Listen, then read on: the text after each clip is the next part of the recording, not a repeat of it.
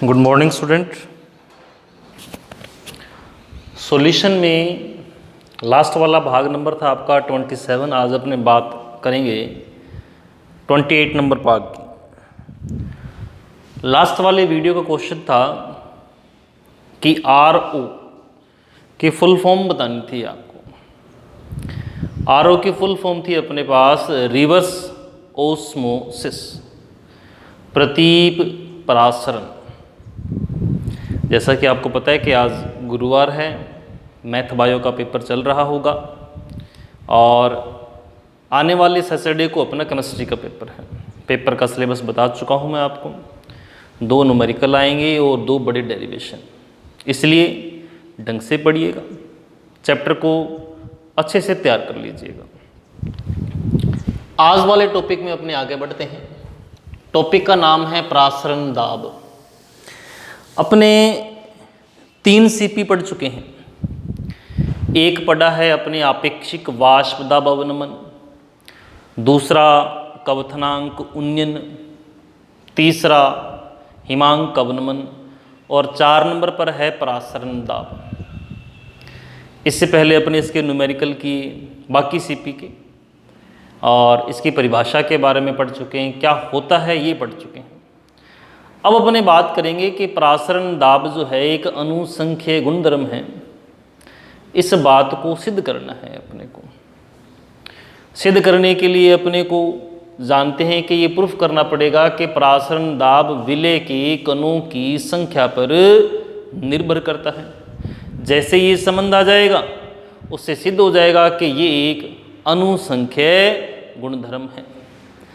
इस परासरण दाब की एक बहुत बड़ी विशेषता है, इंपॉर्टेंट लाइन है इसके लिए एक, वो क्या कि जो वृहद अणु होते हैं, बड़े अणु, वृहद अणु जैसे कि बहुलक का अनुभार ज्ञात करने के लिए, वृहद अणु जैसे कि बहुलक का अनुभार ज्ञात करने के लिए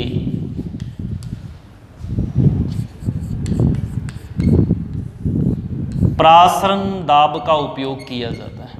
ये प्रश्न आया हुआ है बोर्ड के एग्जाम में कि वृहद अणु या बहुलक का अनुभार ज्ञात करने के लिए किस अनुसंख्यीय गुणधर्म का उपयोग किया जाता है। जिसका आंसर क्या है? परासरण दाब। लास्ट वीडियो में आप परासरण दाब की परिभाषा पढ़ चुके थे।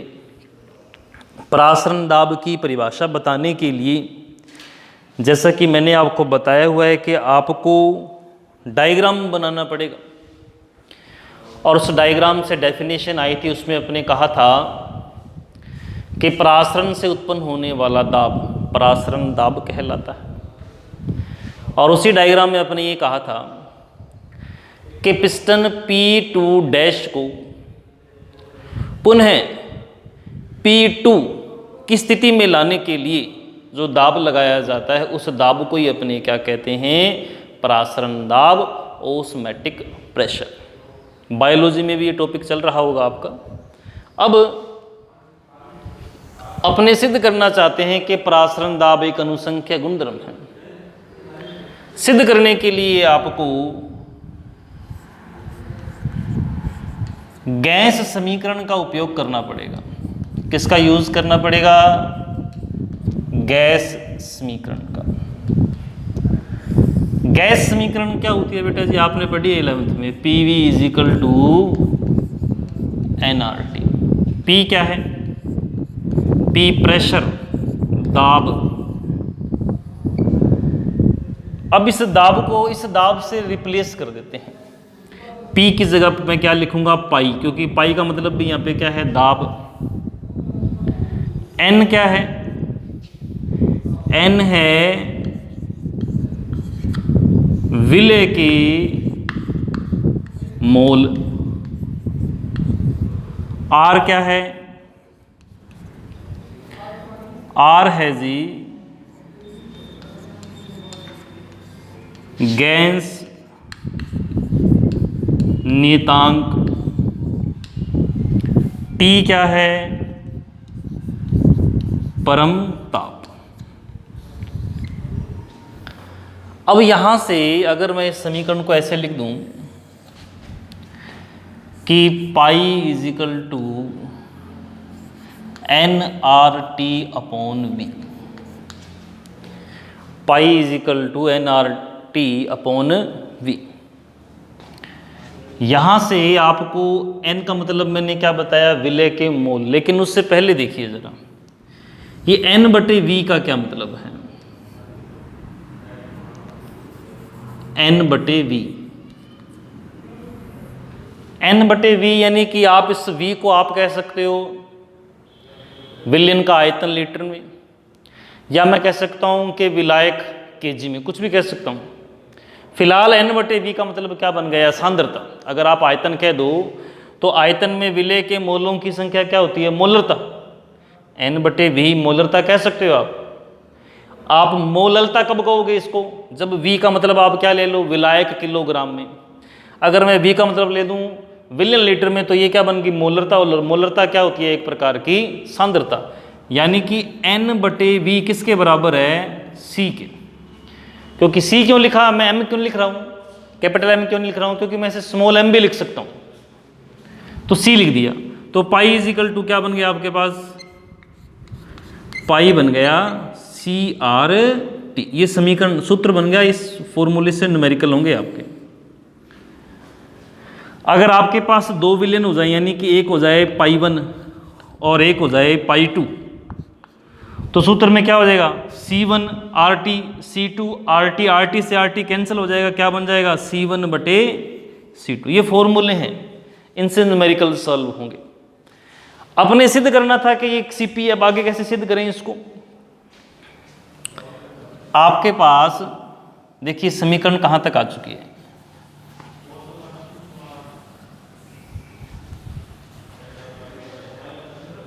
आपके पास आ चुका है, वहां से दोबारा से उठाते हैं, pi is equal to NV/RT। n विलय के मोल है, मोल किसके बराबर होता है, ग्राम में मात्रा बटे में अनुभार। ये V है और यहाँ पे क्या है, RT। यहाँ से पाई किसके समानुपाती आ गया, WA के। आ गया कि नहीं आ गया।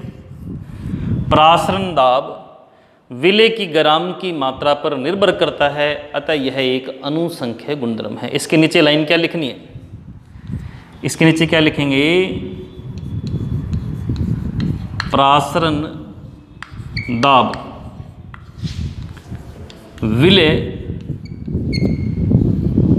की ग्राम में मात्रा पर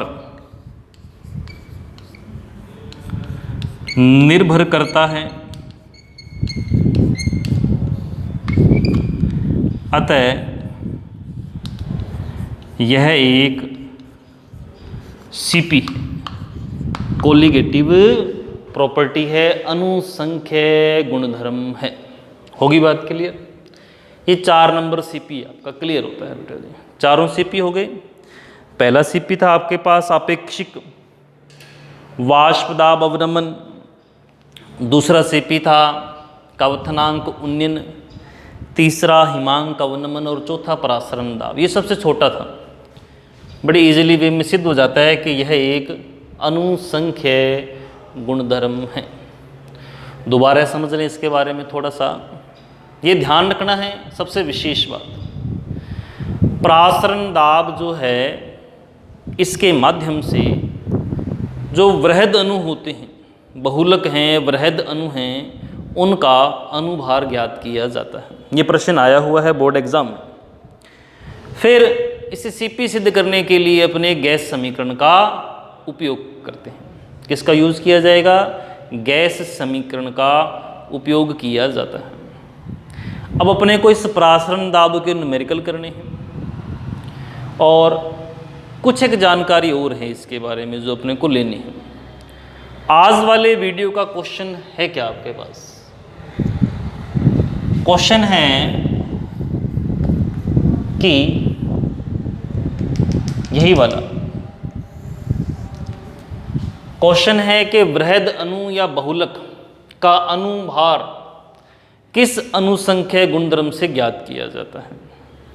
आज के वीडियो का क्वेश्चन है कि जो वृहद अणु होते हैं, बहुलक होते हैं, का अणुभार ज्ञात करने के लिए किस अनुसंख्यक गुणधर्म का उपयोग करते हैं। इसका आंसर आपने कमेंट बॉक्स में करना है। आपके कमेंट बराबर टैली हो रहे हैं बेटा जी, 70-75 कमेंट आ रहे हैं। अभी भी 10-12 बच्चे हैं जो गड़बड़ कर रहे हैं, लेकिन जिस दिन पेपर होता है तो कॉपी तो बराबर आती है।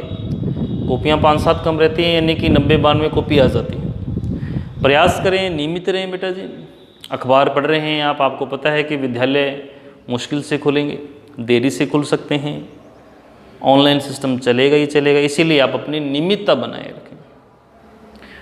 कुछ एक बच्चे बहुत अच्छा परफॉर्मेंस कर रहे हैं और कुछ एक जो जुड़ नहीं रहे हैं, तो प्रयास करें, नियमितता बनाए रखें। ठीक है जी।